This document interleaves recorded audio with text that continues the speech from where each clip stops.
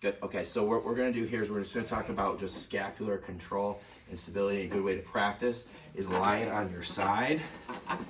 So what this does is it takes away some of the work and the tension that is required to have to hold ourselves up against gravity. So I'm going to work on my right shoulder blade here.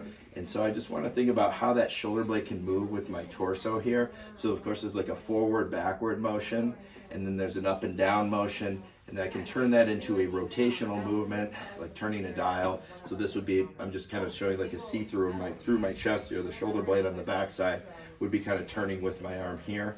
So just being aware of those kind of movements of like forward, backward, rotationally. You can shrug up and down. You want to make sure generally you're pulling down to anchor it, and rotating, also kind of coming across the body and out in front. That's kind of a different kind of, that's like a seesaw. I'm pulling the shoulder blade down as I bring the hand up. So if we're just going to isolate the shoulder blade, if the shoulder is painful, I can just focus on my shoulder blade. I can put this here. If I have a pillow under my head, I can use my other hand here to support this one, and I can kind of work on some of those retraining moments. So if you imagine, like if you're reaching too, like you can, especially if you have your hand available here in a pillow, you can kind of guide some of those movements, but again, focus on your trunk, your torso, and your shoulder blade to kind of re-educate those things.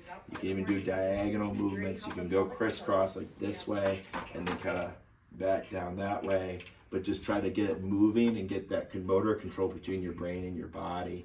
And just generally throughout the day, being aware of your shoulder blades and not make sure you're not too tight, tense here, and kind of stretch out the neck too. But keep that in the mix so that your brain and your body are connected in that way. How we rotate here and control through the shoulder blades, because it's very important when we use our body to control those things, stabilize those things, so you're not putting all that stress in your shoulder, your elbow, wrist area. If you have a tennis elbow or something like that, you got to have good control through the whole body. Good.